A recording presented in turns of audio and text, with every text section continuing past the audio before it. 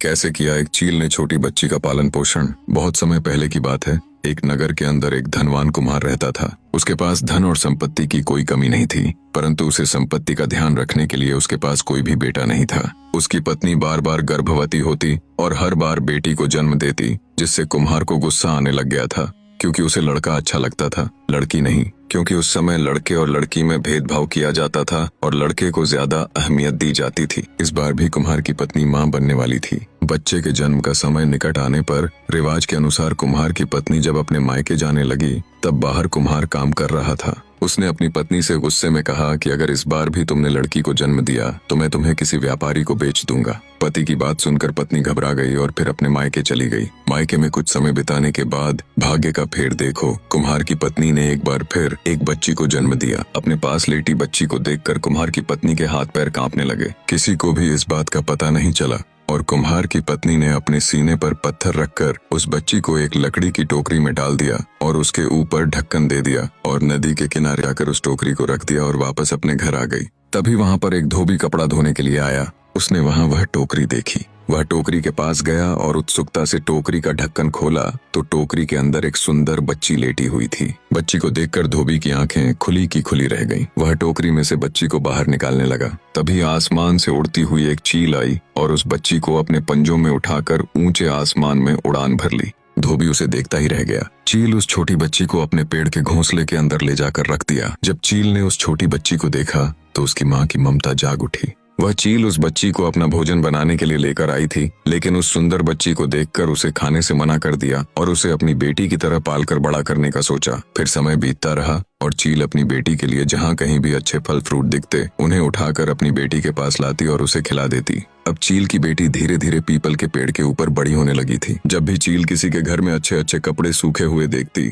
तो उन्हें झट से उठाकर अपनी बेटी के पास लाकर उसे पहना देती। एक दिन राजा की पुत्री नदी पर नहाने के लिए गई। नहाने से पहले उसने अपने सारे गहने उतारकर नदी के किनारे रख दिए और नदी के अंदर नहाने के लिए चली गई। तभी वहां से चील जा रही थी। उसे राजा की लड़की के सुंदर गहने दिखे और तभी वह नीचे आकर उन गहनों को अपने पंजों में लेकर सीधे अपनी बेटी के पास उड़कर चली गई। वह सभी गहने अपनी बेटी को दे देती। इस तरह चील को जहाँ कहीं भी कंघी, सिंदूर, आईना, तेल की डिब्बी या पाउडर जैसी सामग्री दिखाई देती, वह उन सभी को उठाकर अपनी बेटी के पास ले आती और उसे दे देती।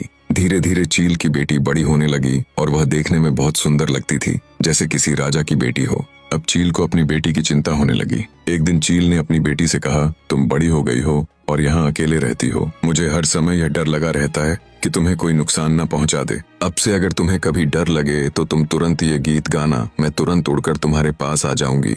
आहतर पाता लरे की सरे, चिलनी आई मोर आकते परे। अर्थ, पीपल के पत्ते हिलें और डुलें, मेरी चील मैया मेरे सामने आ जाए। कुछ समय बाद एक दिन एक सौदागर उसी रास्ते से किसी दूर गांव की ओर जा रहा था। तेज धूप के कारण वह थक चुका था, इसलिए वह पीपल के पेड़ के नीचे बैठ गया। तभी अचानक ऊपर से एक लंबा बाल आकर उसके कंधे पर गिरा। उसने उस बाल को अपने हाथ में लिया और चारों ओर देखने लगा कि यह किसका है। जैसे ही सौदागर ने ऊपर देखा, उसे चील की सुंदर बेटी दिखाई दी। उस समय वह अपने बालों में कंघी कर रही थी। चील की बेटी ने कभी भी किसी इंसान को नहीं देखा था। सौदागर ने उससे सवाल पूछना शुरू कर दिया, तुम कौन हो? कोई अप्सरा हो या पिशाचिनी जो पेड़ पर रहती हो? और अगर इंसान हो तो यहाँ क्यों रहती हो? इतने सवाल सुनकर चील की बेटी घबरा गई। वह तुरंत चील को बुलाने के लिए वही गीत गाने लगी। अपनी बेटी की आवाज सुनकर चील तुरंत वहां पहुंच गई और उससे आने का कारण पूछा। बेटी ने बिना कुछ कहे नीचे खड़े सौदागर की ओर इशारा कर दिया। चील उस सुंदर और जवान नौजवान को देखकर सोचने लगी कि अगर उसकी बेटी की शादी इस युवक से हो जाए तो उसकी चिंता दूर हो जाएगी। वह तुरंत पेड़ से नीचे उतरी और सौदागर को अपनी बेटी के बारे में सब कुछ बता दिया। तब सौदागर ने कहा, देखिए, मैं एक रईस व्यक्ति हूँ और मेरी एक पत्नी भी है। अगर आपको इससे कोई आपत्ति नहीं है तो मैं आपकी बेटी से विवाह करने के लिए तैयार हूँ। मैं आपको विश्वास दिलाता हूँ कि मैं आपकी बेटी को सुख और प्रेम से रखूंगा। सौदागर से बात करने के लिए चील तुरंत पेड़ से नीचे उतर कर आई और उसने सौदागर को अपनी बेटी के बारे में सब कुछ बता दिया। तब सौदागर ने कहा कि देखिए, मैं रहीश हूँ और मेरे साथ पत्नी है। अगर तुम्हें इससे कोई आपत्ति नहीं है तो मैं तुम्हारी बेटी से विवाह करने के लिए तैयार हूँ। और कहा कि मैं तुम्हें यकीन दिलाता हूँ कि मैं तुम्हारी बेटी को सुख और बड़े प्रेम से रखूंगा और कभी कोई कष्ट नहीं उठाने दूंगा। चील कुछ देर सोचने के बाद वापस पेड़ पर गई और अपनी बेटी को लेकर नीचे आई। चील ने अपनी बेटी का हाथ उस जवान सौदागर के हाथ में सौंप दिया। अपनी माँ से बिछड़ने के गम में चील की बेटी रोने लग गई। तब चील ने अपनी बेटी से कहा कि जब भी तुम्हें मेरी जरूरत हो तब जो मैंने गाना बताया था वह गाना गाना, मैं तुरंत तुम्हारे पास लौट आऊंगी। उसके बाद सौदागर चील की बेटी को अपने घर की तरफ ले गया और बड़े ही प्रेम के साथ चील की बेटी के साथ अपना जीवन बिताने लग गया। यह सब सौदागर की पहली पत्नी को बर्दाश्त नहीं हो रहा था। वे चील की बेटी से ईर्ष्या करने लगी और सौदागर की सातों सौतन एक साथ मिलकर चील की बेटी को परेशान करने के लिए योजना बनाने लगी। एक दिन सातों सौतनों ने चील की बेटी को चावल, भात और खाना बनाने के लिए कहा। इतना सुनते ही चील की बेटी की आंखों के आगे अंधेरा छा गया, क्योंकि उसने तो कभी चावल और भात बनते हुए भी किसी को नहीं देखा, क्योंकि वह इंसानी लोगों के बीच में कभी रही ही नहीं थी। तब उसे कुछ भी समझ में नहीं आया और वह सीधी रसोई से घर के पीछे लगे केले के पेड़ के पास आ गई और रोते हुए चील माँ के द्वारा बताए गए गाने को गाकर उन्हें बुलाने लगी। चील माँ जैसे ही अपनी बेटी की आवाज सुनी, तुरंत उसके सामने आ गई और बड़े प्रेम से बुलाने का कारण पूछा। तब उसने अपनी माँ को रोते हुए बताया कि आज मेरी सातों सौतनों ने मुझे सबके लिए भात और चावल बनाने के लिए कहा है, लेकिन मुझे तो कुछ भी बनाना आता। अगर मैं उनके लिए नहीं बनाऊंगी तो वे सब मेरे बारे में मेरे पति से चुगली करेंगी और मुझे नुकसान पहुंचाने का प्रयास करेंगी। तब चील ने कहा कि तुम चिंता मत करो, जैसा मैं तुमको कहती हूँ तुम वैसा ही करना। एक बर्तन के अंदर पानी डालकर उसके अंदर चावल डाल देना और दूसरे बर्तन के अंदर पानी डालकर उसके अंदर साग यानी पत्तेदार सब्जी डाल देना। दोनों बर्तनों को चूल्हे पर रखकर चूल्हे के अंदर एक एक लकड़ी डालकर तुम घर से बाहर आकर बैठ जाना। देखना थोड़ी समय बाद तुम्हें अक्षय भात और सब्जी तैयार मिलेगी। इतनी बात कहकर चील वहां से चली गई। उसके बाद चील की बेटी ने वैसा ही किया। रसोई के अंदर जाकर उसने एक बर्तन में चावल डाल दिया और एक बर्तन में पत्तेदार सब्जी डाल दी और दोनों पर ढक्कन लगाकर घर से बाहर आकर बैठ गई। और कुछ देर बाद रसोई के अंदर जाकर देखा, जैसा चील ने बताया था बेटी ने वैसा ही किया। रसोई के अंदर जाकर उसने एक बर्तन में चावल डाल दिए और एक बर्तन में पत्तेदार सब्जी डाल दी। दोनों पर ढक्कन लगाकर वह घर से बाहर आकर बैठ गई। कुछ देर बाद जब वह रसोई के अंदर गई और देखा तो सब कुछ तैयार था। उसने अपनी सातों सौतनों को खाना खाने के लिए बुलाया। सातों सौतनों ने अपनी अपनी थालियों के नीचे छेद कर रखा था। जैसे ही चील की बेटी थाली में चावल और पत्तेदार सब्जी परोसती, सारी सब्जी छेद से नीचे बह जाती।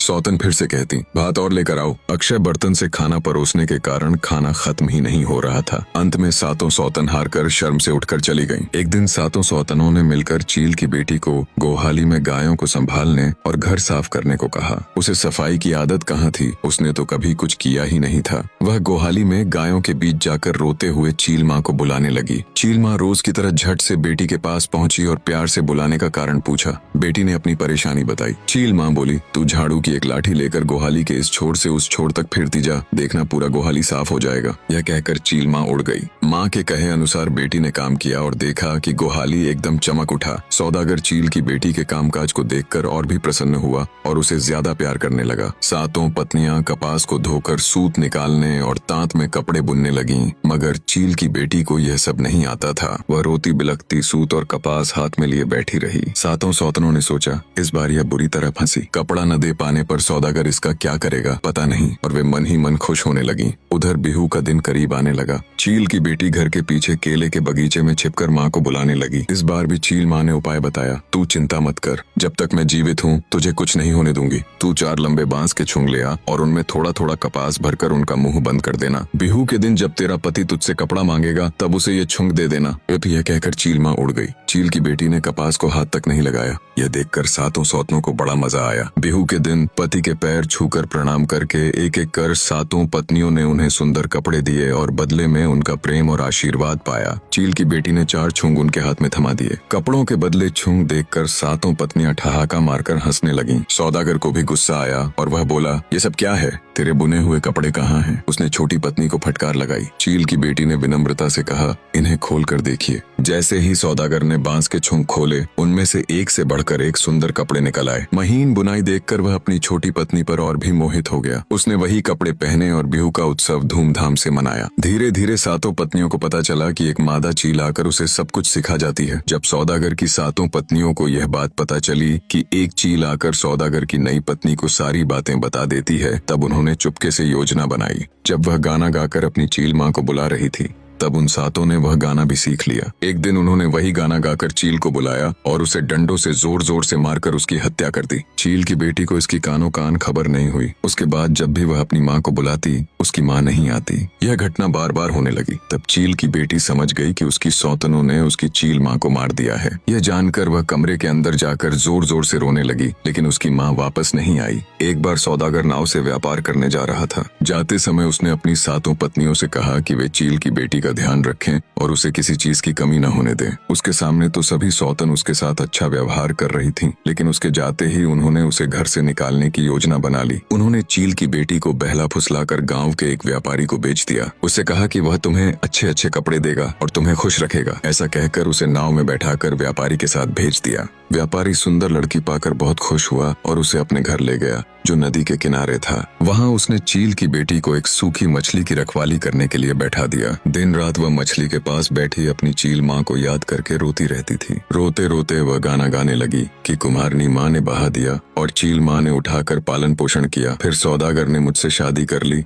और उसकी सातों पत्नियों ने मुझे व्यापारी को बेच दिया और अब व्यापारी ने मुझे सूखी मछली की रखवाली के लिए छोड़ दिया। उसी समय सौदागर नाव से वापस उसी रास्ते से आ रहा था। उसने अपनी सबसे छोटी पत्नी की आवाज पहचान ली और तुरंत नाव को उसी दिशा में मोड़ दिया। वह तुरंत उसके पास पहुंच गया। अपनी पत्नी की हालत देखकर सौदागर को बहुत दुख हुआ। उसने उसे अच्छे से नहलाया, सुंदर कपड़े पहनाए और एक बड़े लकड़ी के बक्से में डाल दिया, जिसमें सांस लेने के लिए 2 छेद कर दिए। फिर उसे अपने घर ले आया। घर पहुंचने पर सातों पत्नियां उसे देखकर बहुत खुश हुईं और सज धज कर उसका स्वागत करने लगीं। तब सौदागर ने पूछा, मेरी सबसे छोटी पत्नी चील की बेटी कहाँ है? उन्होंने कहा, वह अपने मायके अपनी माँ से मिलने गई है। सौदागर ने कहा, मुझे लगता है तुम झूठ बोल रही हो। तुमने उसके साथ कुछ गलत किया है। उन्होंने जवाब दिया, नहीं, हम ऐसा क्यों करेंगे? तब सौदागर बोला, सच और झूठ का अभी पता चल जाएगा। ले उसने घर के बाहर एक गहरा गड्ढा खुदवाया, उसमें नुकीली लकड़ियां और कांटे डलवाए और ऊपर से धागों का जाल बिछवा दिया। फिर अपनी पत्नियों से कहा कि जो इस पर चलकर पार कर जाएगी वही निर्दोष होगी। एक एक करके 6 पत्नियां उसमें गिर गईं और मर गईं। 7वीं पत्नी उस पर चलकर पार हो गई, क्योंकि वह निर्दोष थी। जब बाकी 6 पत्नियां चील की बेटी को बेच रही थीं, तब वह घर के अंदर खाना बना रही थी, इसलिए उसे कुछ पता नहीं था। तब सौदागर ने लकड़ी के बक्से से चील की बेटी को बाहर निकाला और अपनी दोनों पत्नियों के साथ प्रेम से जीवन बिताने लगा। बाकी पत्नियों को उनके कर्मों की सजा मिल गई। तो दोस्तों, आपको ये कहानी कैसी लगी? कमेंट में जरूर बताएं और ऐसे ही वीडियो देखने के लिए चैनल को सब्सक्राइब जरूर करें।